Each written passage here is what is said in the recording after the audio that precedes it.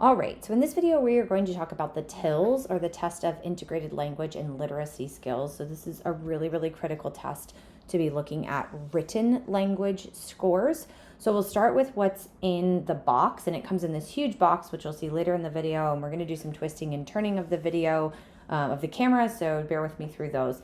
But this is your examiner's manual. As always, every test is going to come with this. It's going to give you all of your directions. It also has all of your tables in the back so we can convert all those scores. So of course we have our examiner's manual. We have our record form as well. So this is where all of your raw scores are going to go, all of your scoring for all the child's responses. And then there's also a student response form.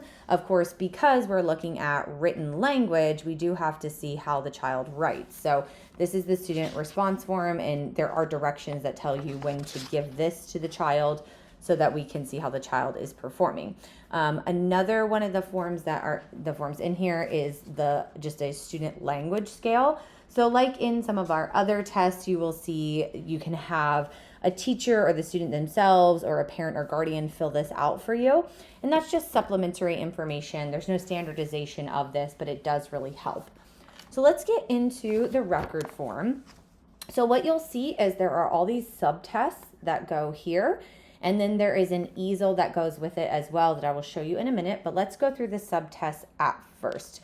So you'll see, like some of our other tests, what's really great about this is for every subtest, the directions are going to be directly on top. So it's going to tell you about how long it takes, but as I've said in other videos, I really just kind of throw that out the window because that's usually not very accurate, because it really just depends on who you're testing and how well they're testing, or if they're not testing well. It's going to tell you up here if you're allowed to do repetitions or not, and then what your basal and your ceiling rules are as well. And then your directions are right here in your record form. So you don't have to go digging for them in the manual or on the easel. The directions are right here. It's also going to tell you that you need that easel or that stimulus book and exactly what pages you need to be on as well. So you'll flip to the easel, you'll look at that, and then you'll start going through. You'll read the directions, follow these in the bold. The bold is always what you're reading to the child, so you read that out loud. So you're going to read those, and then you're going to go through and score on this particular subtest. And I'll show you a couple other subtests so you can see. So here's the same. It's going to show you what materials you're going to need, and this says audio recording device, and then where you're supposed to start, so what the age ranges are. So again, there's different age ranges. So for example, if they're 6 to 11, you can see they're going to start at story A, versus if they're a different age, you can flip the page, and you can see 12 plus is actually going to start on story B. So just so you can see, again, the basal, ceilings, all those sorts of things. This particular test has no basal and no ceiling, which means that you must administer the entire test. Just so that you are aware of that. Not every subtest is going to have a basal and a ceiling. One other thing that this comes with that's really important is it does come with this little flash drive. And this flash drive has audio recordings on it for various portions of the test, where the child is required to listen to the audio portion of the test and then to be able to respond to those. So if you're going to administer this, please make sure that you have an adapter if you need one, if your particular computer doesn't have the USB port. So this is the type of port it is. It's just a regular USB, and you will need this for administration for some of the subtests. Okay, so now let's take a look at the easel as well. So we're gonna flip the camera. Give me just a second. We'll do a little flip here. And this is our easel. So our easel incorporates many portions of the test here. Almost everything is in here. So you'll see all of our subtests are down here. So we have vocabulary, So vocabulary awareness, non-word reading, reading fluency, written expression, social communication, and social communication for girls. So we do want to boys first and then for girls. So remembering that there are different expectations. So we do want to make sure we take that into account. So if we're going to the vocabulary awareness, this would be the side that the client or the child would see. And this would be the side that you see. So again, it's going to tell you your basal, it's going to tell you your ceiling, and then these are the items that are going to be in number 1. So always keeping in mind that as we're flipping through, we do want to kind of position ourselves so that you can see both the front and the back. And again, my particular setup here is really great for a left-handed person because you would want the protocol back here so the child couldn't see it. Obviously, if you're right-handed, you would want to sit differently, but you can see this is what you're going to be reading to the child. This is what the child will see. What you're reading is on the back, but also remember you have the directions in the protocol as well. And you're just flipping through, following those directions. Let me show you a couple other. So non-word repetitions, again, when you get to the first page, it's going to give you basal ceiling. That doesn't stay, once you've done the first page, that doesn't stay on there, so you will have to look at your record form. When you flip again to the next page, it's just gonna have items 1 through 3 on here. And notice it's items 1 through 3, so you're not flipping every time. So make sure that you're just really paying attention to the directions. And then reading fluency, you would have the child give them the direction. I'm gonna read there. So written expression. So here is where we're gonna have some different directions. So the written expression, so there's no basal, no ceiling. The child has to complete everything. And so what we're going to do at this point is that's when we're gonna introduce in that the record form that the kid has. This is just a blank page on the front, just so you know. And then here's the non-word one. So we were on that non-word page, and here's just the lines. The kid just says not lines, and then they have to write down what they're told for the non-word. Reading comprehension, that's what their record form is gonna look like. They have a following directions, so it's got a bunch of pictures. And then they have other written portions. So the child is also asked to write a story. So they're gonna write a story, and it's just lined paper is all they're gonna have. And that's what you use actually to score. And all your directions are gonna be in your manual on how do we score, how do we give go from the raw score to the standard score. And then just so that you can see the last couple here, here's the beginning of the social for the boys. Here's the beginning of the social for the girls. So that's your easel. It sits up really nice. It's a good sturdy easel. It's got like a little lip here, so it does kind of lock in here, which is really great. And the TILLS does come in this really awesome box. So it's a whole kit together. So this big box that it comes in. And then it comes with its own little bag too, which is kind of nice, handy for toting the thing around because it's a pretty hefty test. So let's get into now, how are we going to score this thing? So let's flip the camera back up. So we're gonna come back up here and let's take a look at our manual. And what you'll see is it's going to be very, very similar to other manuals that we've looked at, but you do need to be cautious with standard scores.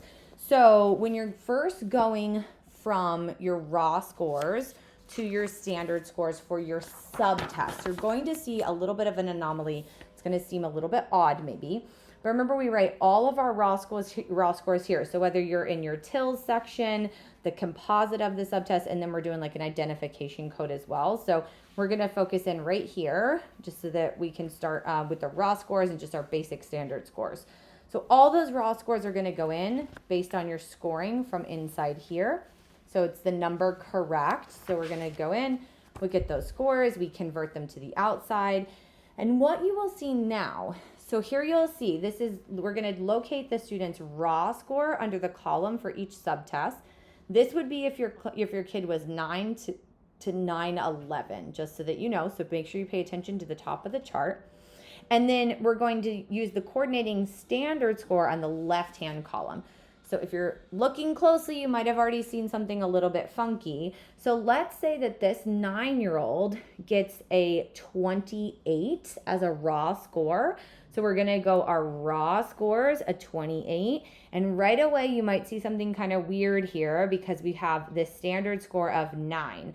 But pay attention right here. The mean for this is 10 with a standard deviation of 3. So this isn't our typical bell curve 85 to 115, but that only applies for these subtests. You'll see when we get to our overall scores, that no longer applies. We'll kind of have our normal standard scores once we get there, but let's start here. So please pay attention. For this particular one, there are ranges. So it's not just a one and done. So 23 and 24 for storytelling, if that's the raw score, they're going to get that 9 again. And remember my handy dandy little trick. if you want to use your book here, if you want to use your protocol. So let's say for listening comprehension, they get a 15 or a 16. That's going to give them a standard score of 8. So you'll get all of those scores. You're going to convert all of those here. And then you're going to total them up down here at the bottom. And then we're going to take that and we're going to convert that score again. So it's one of those like funky double conversions. One other thing you do get from this chart though are your confidence intervals. So notice for this particular test, you've got a 68 and a 90 confidence interval. So you're going to pick which one am I choosing, 68 or 90, and then plus or minus 1 and 2 all the way across here. All right, so let's flip to the next chart. All right, so we've hopped over now into where we're going to convert those scores, that TILLS total. So once you have that total score, so remember TILLS total, we have the composite, that's going to have a total identification. Those are going to, so 3 different things here. So making sure that you know that those are different. And again, you can see it's going to have the total for the composite, the TILLS total, the composite, and identification codes are all going to be on this same chart. So making sure that we're in the right age. So we picked that 9-year-old and we're going to find the total score that the child had. So again, look at these are ranges. So we want to make sure that we're finding the range. So if our kid, let's say, scored a 129 total, that would give them the standard score of 79. So now we can see again, our average is 100 with that standard deviation of 15. So now we're back to our normal bell curve that we're typically used to, that 85 to 115 with a standard deviation of 15. So there's where we're going to find that TILLS score. If we're looking for our sound word composite, so remember sound word composite score, that's going to be down here. So sound word composite, that's going to be the sum of the subtest. So we're going to sum the subtest up, whatever that sum is, then we're going to convert it here. So here's the sum, and then here are your standard scores. All right. And then sentence discourse, you're going to sum them up and then get your standard score as well. So we want to make sure that we do that for all areas, that we get all of the subtests and we get all of the scores all totaled up. And if you noticed on here, not every part goes into every single section. So on this particular one, sound and word composite score does not get this vocabulary score. It doesn't need that vocabulary score, but it does need the vocabulary score for the sentence discourse and for the oral composite. You have to put the scores there. So just take note of that if for this particular one, you have to have every single section. For these, you only need certain subtests. So it's very similar to the self when you're totaling the scores at the end, when you're looking for receptive versus expressive and that linguistic context, like those sorts of things. You're just converting those scores over. You do the sums, then convert, and then one more score you need is that percentile rank, which is one more chart over. And so actually this is between, so just so you know, when you're looking for it, it is actually between your raw score and your standard scores. So when you're flipping through, you'll get to those raw scores first, then you'll get to the percentile ranks.